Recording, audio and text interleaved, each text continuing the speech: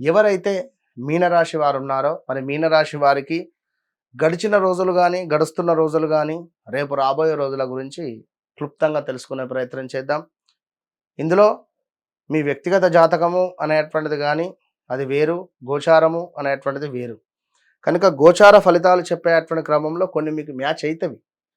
But match అయినప్పటికీ కూడా మీ వ్యవహారిక నామము అదేవిధంగా జన్మనామము వీటన్నిటిని కూడా మనం ఒకటికి 2 సార్లు చెక్ చేసుకొని ముందుకు వెళితేనే మంచి ఫలితం ఉంటుంది అనేటువంటి విషయాన్ని తెలుసుకోండి.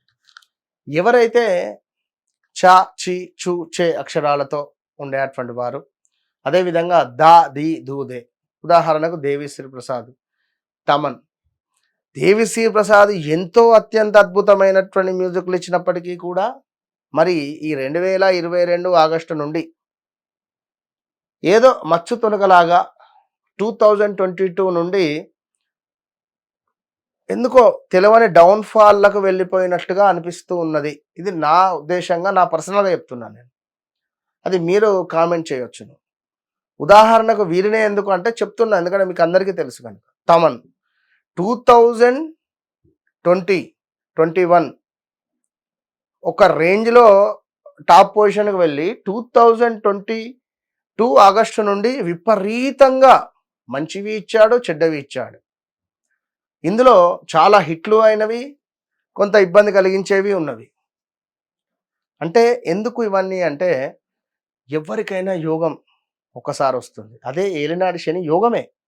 ఈ యోగంలో ఇక్కడ దేవిశ్రీ ప్రసాద్ గారికి మొదటి 2.5 సంవత్సరాలు కొంత ఇబ్బందికరంగా ఉంటే మరి రాబోయే 2.5 సంవత్సరాలు అంటే ఆల్రెడీ గడిచిపోయినవి 2.5 సంవత్సరాలు, అదేవిధంగా కొంత గురుబలం తక్కువ ఉన్నది. ఇప్పుడు ఈ 2026లో ఎల్లమ్మ అనేటువంటి సినిమా ద్వారా తను వేరే అంటే ఫీల్డే మారుతున్నాడు, చేస్తాడు.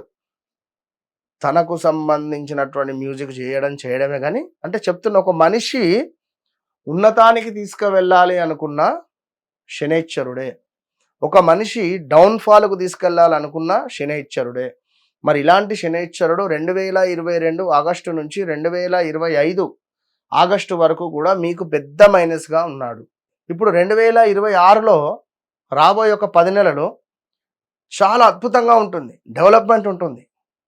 మళ్ళీ 2027లో హెల్త్ ఇష్యూస్ కానీ ఇబ్బంది కలిగించే సందర్భాలు కానీ ఉంటాయి. ఈ చూచే చూచ అక్షరాలు కానీ, దాది దూదే అక్షరాలు కానీ, థా అక్షరాలు